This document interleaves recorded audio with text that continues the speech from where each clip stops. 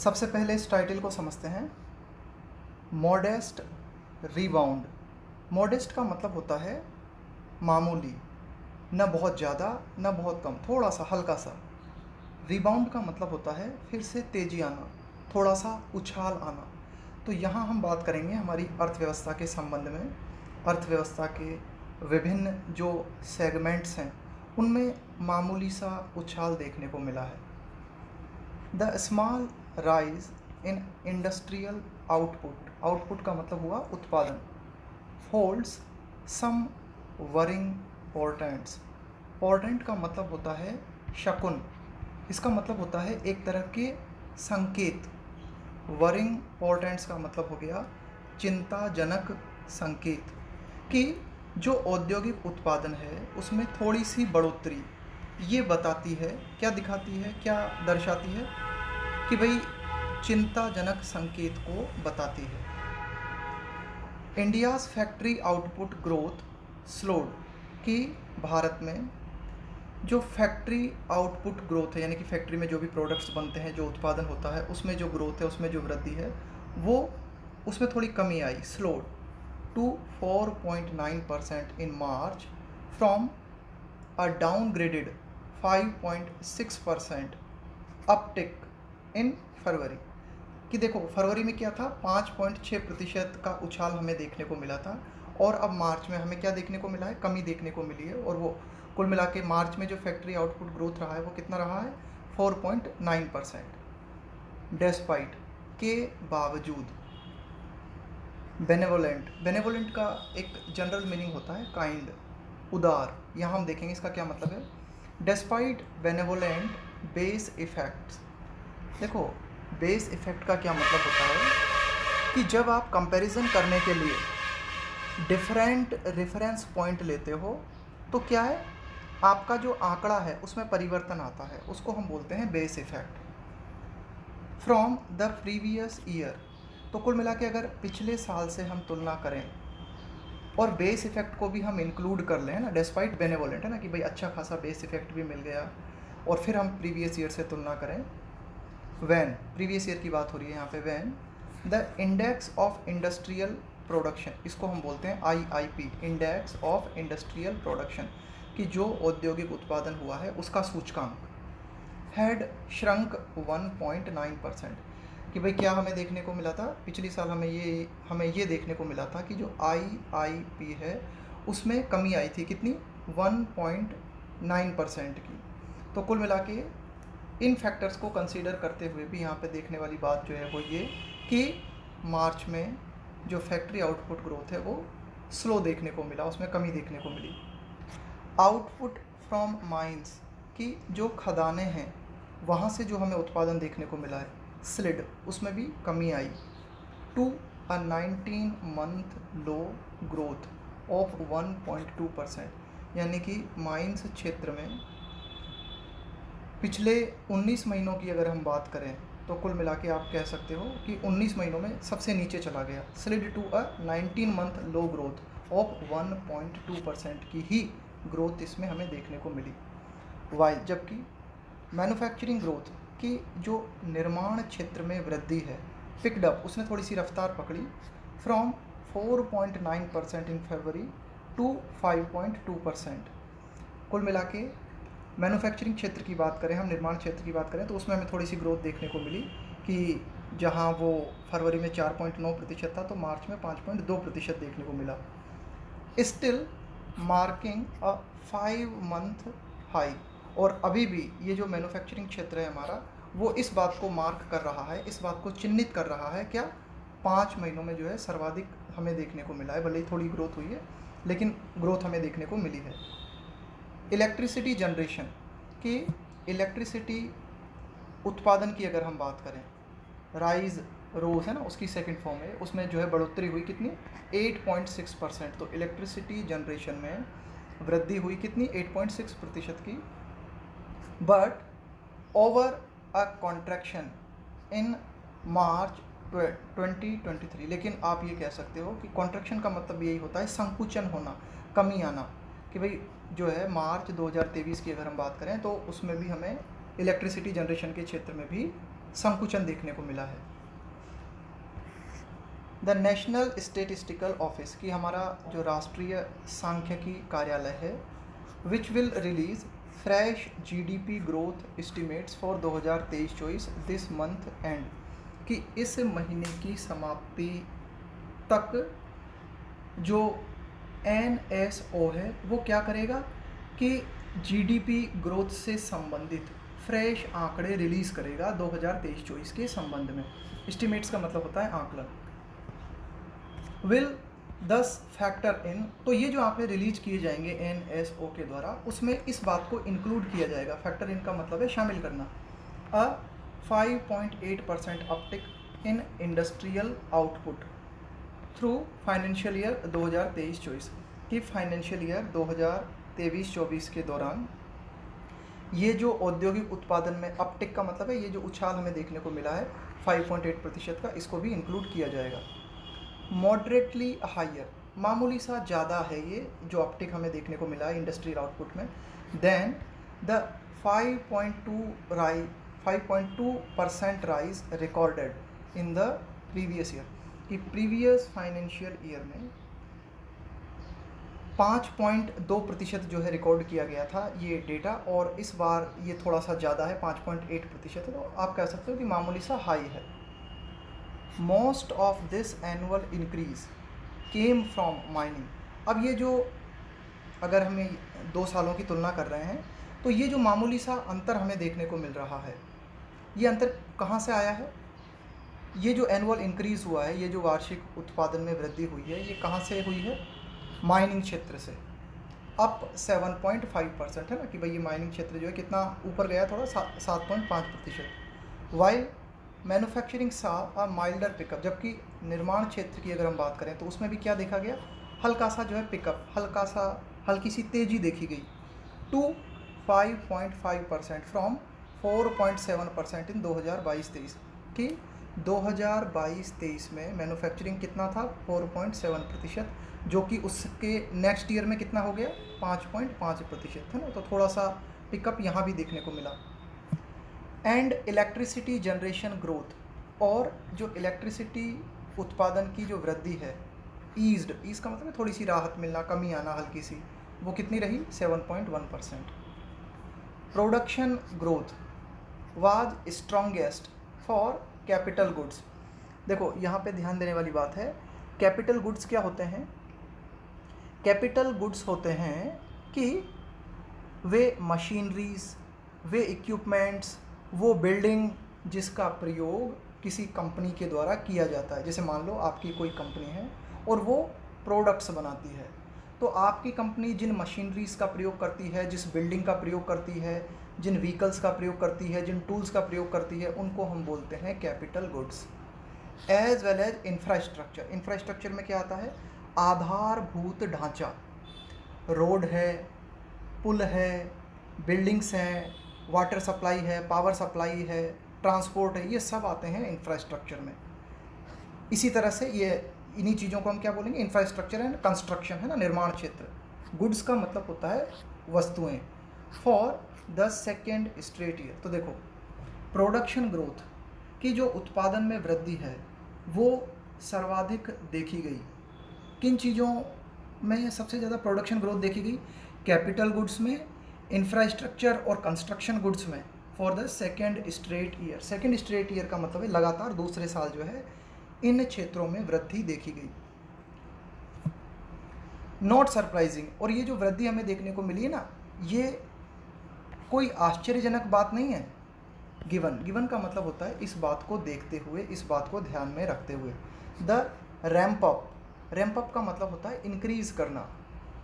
In government infrastructure spends, कि government infrastructure पे जो खर्च किया जाता है उसमें जो वृद्धि हुई, उसको देखते हुए ओवरऑल कैपिटल गुड्स में, इंफ्रास्ट्रक्चर में और कंस्ट्रक्शन गुड्स में जो ग्रोथ देखी गई वो ज़्यादा सरप्राइजिंग नहीं है।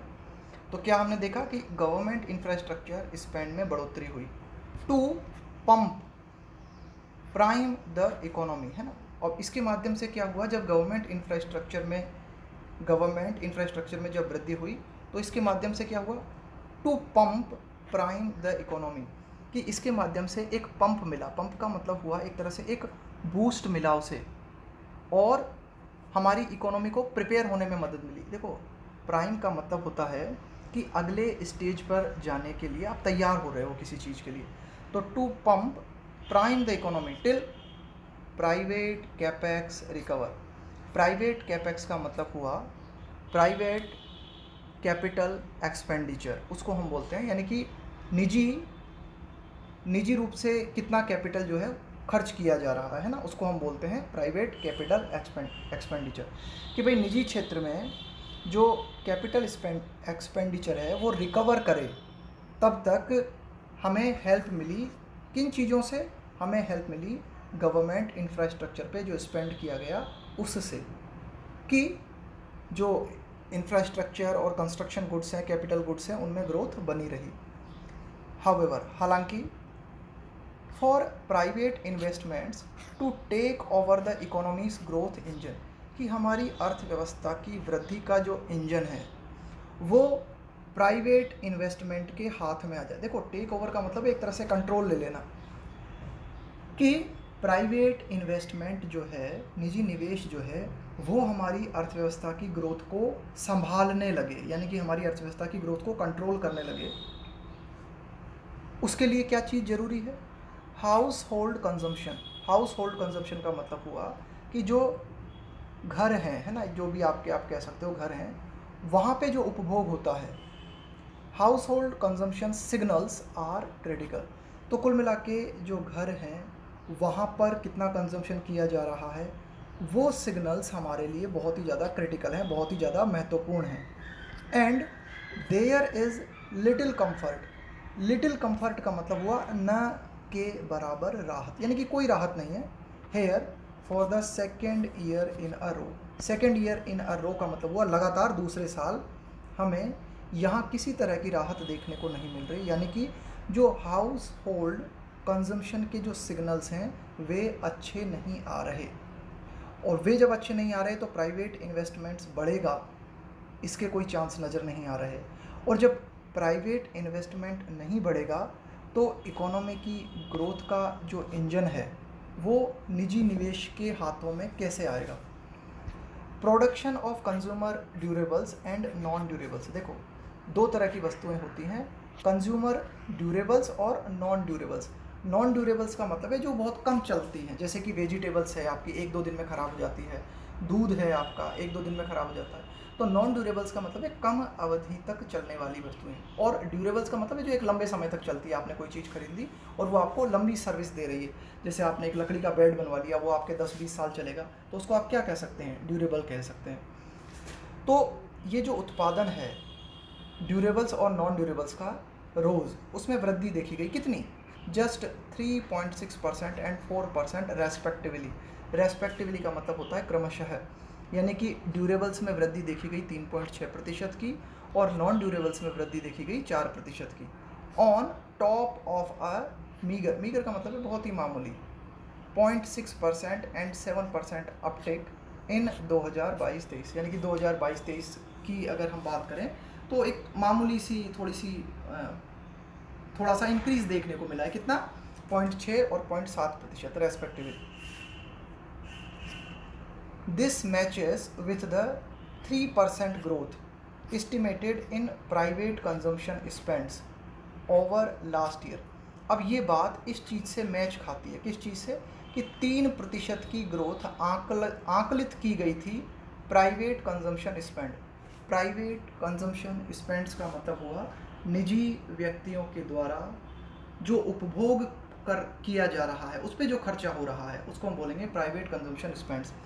तो पिछले साल जो प्राइवेट कंजम्पशन स्पेंड हुआ उसमें आप क्या कह सकते हो कि भाई कितनी ग्रोथ आकलित की गई थी? 3% की जो ग्रोथ है वो आकलित की गई थी। एंड देयर प्रोडक्शन दिस मार्च। और अगर हम बात करें ये ड्यूरेबल्स और नॉन ड्यूरेबल्स जो हैं, इनका जो प्रोडक्शन है इस महीने March was still below pre covid levels. वो अब भी प्री कोविड लेवल से नीचे ही था, तो ये एक चिंताजनक बात है। Hopes of an above normal monsoon में prop up रूरल डिमांड, इस बात की उम्मीदें of an above normal monsoon, कि भाई जो मानसून है वो नॉर्मल से थोड़ा ज़्यादा रहेगा, इस तरह की जो उम्मीदें हैं वे क्या करती हैं, प्रोप अप करती हैं। देखो, प्रोप अप करने का मतलब होता है किसी चीज़ को लिफ्ट करना, किसी चीज़ को सपोर्ट करना, में प्रोप अप रूरल डिमांड, यानी कि अबव नॉर्मल मानसून अगर हमें देखने को मिलता है तो इस बात के चांसेस हैं कि रूरल डिमांड में बढ़ोतरी देखने को मिल सकती है। वो रूरल डिमांड जो कि dented by last year's erratic rainfall. देखो, डेंट का मतलब है जैसे आपकी गाड़ी में डेंट पड़ जाता है ना, तो डेंट का मतलब होता है एक कमज़ोर पड़ जाना है, थोड़ा सा धक्का पहुंचना किसी चीज़ को। Dented by last year's erratic का मतलब होता है सन की, इरेटिक रेनफॉल का मतलब होता है कि कहीं तो बहुत ज़्यादा वर्षा हुई और कहीं बिल्कुल नहीं हुई या कहीं बहुत ही कम हुई। तो पिछले साल जो इरेटिक रेनफॉल थी उसके कारण क्या हुआ था, रूरल डिमांड पे नेगेटिव असर पड़ा था। और इस साल ये उम्मीद है कि मानसून जो है वो अबव नॉर्मल रह सकता है। तो यदि मानसून अबव नॉर्मल रहता है तो रूरल डिमांड को सपोर्ट मिल सकता है, रूरल डिमांड बढ़ सकती है। ऑल्दो, यद्यपि tight credit condition, tight credit condition का मतलब है लोन आप लेना चाह रहे हो तो वो लोन मिलने में आपको दिक्कत आ रही है ना, कंडीशंस बहुत ज़्यादा टाइट कंडीशंस हैं। तो यद्यपि जो टाइट क्रेडिट कंडीशंस हैं, कुड का मतलब है कि भाई ऐसी संभावना बनती है। इम्पेयर का मतलब होता है एक तरह से बिगाड़ देना, रुकावट डाल देना, हिंडर करना किसी चीज़ को। अर्बन कंजम्पशन, की जो शहरी उपभोग है उसमें रुकावट आ सकती है, किस चीज़ के कारण, टाइट क्रेडिट कंडीशंस के कारण। As some economists have stressed, जैसा कि कुछ जो अर्थशास्त्री हैं उन्होंने इस बात पे जोर दिया है, consumption recovery since the pandemic का मतलब होता है महामारी, ये जो कोरोना महामारी आई थी ना, हैज़ बीन अनइवन का मतलब है असमान। जैसा कि कुछ इकोनॉमिस्ट जो हैं उन्होंने इस बात पे जोर दिया है कि उपभोग में जितनी रिकवरी होनी चाहिए थी, कि भाई ये कोरोना वायरस हमें देखने को मिला, ये पेंडेमिक हमें देखने को मिली, तब से लेकर अब तक उपभोग में जो वृद्धि होनी चाहिए थी ना उतनी हुई नहीं। वो रिकवरी जो है वो बहुत ही असमान रही है। और ये रिकवरी असमान क्यों रही है, ड्रिवन का मतलब है चालित होना, कारण होना, by demand for higher end goods and services. अब देखो, जब हम बात करते हैं हाई एंड प्रोडक्ट की या हाई एंड गुड्स की, तो उसका मतलब क्या होता है, जब हम कहते हैं हाई एंड प्रोडक्ट उसका मतलब होता है कि भाई कोई ऐसा प्रोडक्ट जिसको आप कह सकते हो, हाई एंड प्रोडक्ट का मतलब हो जाएगा एक तरह से एक्सपेंसिव टाइप के जो प्रोडक्ट होते हैं, जैसे इलेक्ट्रॉनिक प्रोडक्ट्स हो गए हैं ना, उनको हम कह सकते हैं high end goods, expensive products, खास करके इलेक्ट्रॉनिक प्रोडक्ट्स। तो हायर एंड गुड्स और जो सेवाएं हैं, driven by demand for higher end goods and services from upper income household. अब देखो, अपर इनकम हाउस होल्ड का मतलब हुआ कि भाई ऐसे परिवार जिनकी इनकम हाई है, तो हाई इनकम वाले परिवार ही हाई लेवल की सेवाओं, हाई लेवल की प्रोडक्ट्स की डिमांड कर सकते हैं। तो कहने का मतलब ये है कि जो कंजम्पशन रिकवरी है वो इस बात से चालित होती है, किस बात से, कि जो हायर एंड गुड्स हैं, सेवाएं हैं, उन्हें कितना ज़्यादा खरीदा जा रहा है, उनकी डिमांड कितनी है। वाइल, जबकि लोअर इनकम होम्स, यानी कि ऐसे परिवार जिनकी इनकम कम है, हैव टर्न का मतलब होता है बदल जाना, रिलक्टेंट का मतलब होता है अनिच्छुक हो जाना किसी चीज़ के, अनविलिंग होना, have turned reluctant spenders even for fast moving consumer goods. देखो, फास्ट मूविंग कंज्यूमर गुड्स का मतलब होता है ऐसी वस्तुएं, फास्ट मूविंग कंज्यूमर गुड्स का मतलब है कि ऐसी वस्तुएं जो बहुत थोड़े समय के लिए चलती हैं, जैसे आपका तेल साबुन वगैरह है, उन्हें आप क्या कहोगे, फास्ट मूविंग कंज्यूमर गुड्स कहोगे। तो कहने का मतलब है कि लोअर इनकम वाले जो परिवार हैं वे भी इस बात के प्रति अनविलिंग हैं, अनिच्छुक हैं कि वे खर्च नहीं करना चाहते, किस पर, इवन यहाँ तक कि वे फास्ट मूविंग कंज्यूमर गुड्स पे भी खर्च करने को राजी नहीं है या कम राजी हैं। Job creation and real veg growth for those, कि भाई ज़्यादा से ज़्यादा जॉब क्रिएट होना। इसके अलावा रियल वेज ग्रोथ, वेज का मतलब होता है आपका वेतन, कोई मज़दूर है उसकी जो मजदूरी है, उसका जो वेतन है उसको हम बोलते हैं wage. For those already employed are imperative, imperative का मतलब बहुत ही महत्वपूर्ण। For a broad based demand recovery, broad based का मतलब हुआ कि भाई व्यापक रूप से अगर हम बात करें, व्यापक रूप से अगर हम चाहते हैं कि डिमांड में रिकवरी हो, तो उसके लिए बहुत ही ज़्यादा इम्पेरेटिव है, बहुत ही ज़्यादा ज़रूरी है कि जॉब क्रिएट हो और जो वेतन है, जो मजदूरी है, उसमें हमें ग्रोथ देखने को मिले, कम से कम उन लोगों की जो ऑलरेडी एम्प्लॉयड हैं, ऑलरेडी जो जॉब में हैं। दैट ट्रिगर्स, देखो ट्रिगर का मतलब है कि भाई कोई चीज़ किसी चीज़ की शुरुआत कर देती है, यानी कि उसने उस चीज़ को ट्रिगर कर दिया। दैट ट्रिगर्स प्राइवेट कैपेक्स, यानी कि प्राइवेट कैपिटल एक्सपेंडिचर जो है उसको ट्रिगर मिल जाता है यदि उन लोगों का वेतन बढ़ता है जो पहले से ही जॉब में है या फिर और जॉब क्रिएट की जाती हैं। द कंसर्न है, तो यहाँ पे जो बात जुड़ी हुई है, चिंता की बात जो है वो ये है दैट एम्प्लॉयमेंट इंटेंसिव, इंटेंसिव का मतलब होता है बहुत ही गहन, मैन्युफैक्चरिंग सेगमेंट, एम्प्लॉयमेंट इंटेंसिव का मतलब हुआ कि जहाँ बहुत ही गहन तरीके से रोजगार मिलता है, यानी कि ये एक ऐसा फील्ड है जहाँ एम्प्लॉयमेंट बहुत ज़्यादा है। मैन्युफैक्चरिंग सेगमेंट्स की निर्माण क्षेत्र जो कि बहुत ज़्यादा मात्रा में एम्प्लॉयमेंट उपलब्ध कराता है। तो निर्माण क्षेत्र में यहाँ पे हम किन किन की बात कर रहे हैं, सचेत जैसे कि अपैरल, अपैरल का मतलब होता है आपका क्लोथिंग, क्लोथिंग का मतलब हुआ ये जो आपके कपड़े होते हैं ना, कि भाई जो शॉप में बने बनाए कपड़े जो आप खरीदते हो, जो कपड़े होते हैं आपके, तो उनको आप क्या बोलते हो, उनको हम बोलते हैं अपैरल।